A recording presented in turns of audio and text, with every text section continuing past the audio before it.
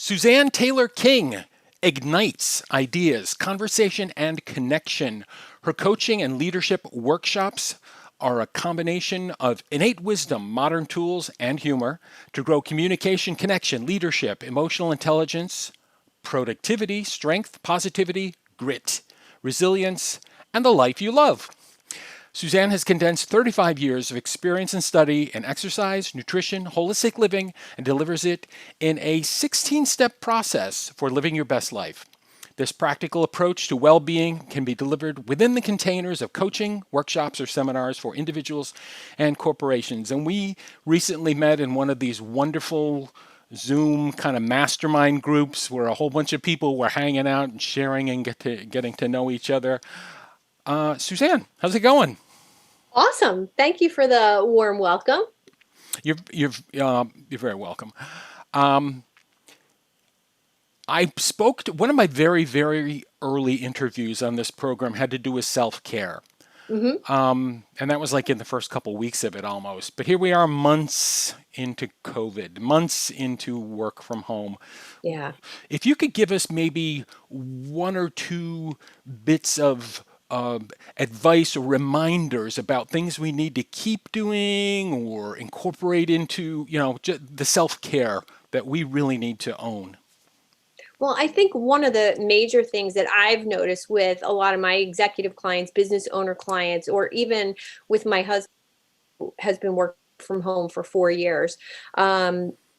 With working from home, we tend to work more, believe it or Mhm. not, than if we actually drove to an office and put in our 8 hours, took an hour for lunch, and then, came home at 5 o'clock. Working now seems to be all the time. Emails on your phone, apps are on your phone. And I would say sticking to normal work hours is my number one self care Mhm. tip for executives and entrepreneurs alike. Getting enough sleep Mhm. and sticking to a morning routine rather than letting yourself sleep in, staying up too late. Our morning starts the night before. Mhm. And if you really think about life that way, that the night before affects how your morning is going to be, how productive you're going to be in those early morning hours. I like to stress, get your best work done early in the morning before you allow inputs of email, social media, Yeah. news, and all that stuff. No, Yes, morning is hands down my favorite part of the day. I get up at 6 o'clock every morning and I take a 2.5, 3 mile walk with my dog beautiful. every single morning. I'm a bit of a iPhone photographer. I love hmm morning light. There's nothing that really compares to morning light, dawn. You know what I mean? Yeah. That kind of thing. Um, Before the cameras were running, you and Uh-huh. I had a really tiny little brief conversation that touched on the subject of what I'll call imposter syndrome.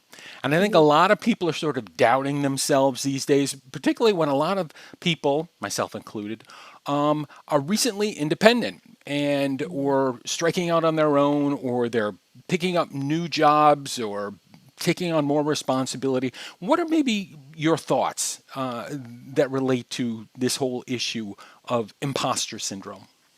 Well, I think anytime you need to change or pivot yourself as a person or your business, there's a bit of knowing who I want to be. I want to show up every day, vibrant, energized. But then there's that little voice in the back of your head, that primitive part of your brain that wants to keep you safe, wants to keep you from getting hurt or disappointed, that says, you're too old, you're too Yeah. fat, you're too this, you're too that, whatever. And I think in order to overcome the inadequacies that voice say, Mhm. you have to override it with positive statements Mhm. about yourself. And science and research has proven that it takes about 60 positive statements to outweigh one negative statement that you have about yourself. So, if you're in that habit of talking badly about yourself in your own head, you have to override that with positive statements. And at first, You have to say ones that are totally truthful, or you'll say, nah, that's not true. Right. So they have to be believable, they have to be attainable. And by doing that on a regular basis, you really become that person that you want to show up as every day. That's fantastic. Thanks for that advice. And You're welcome.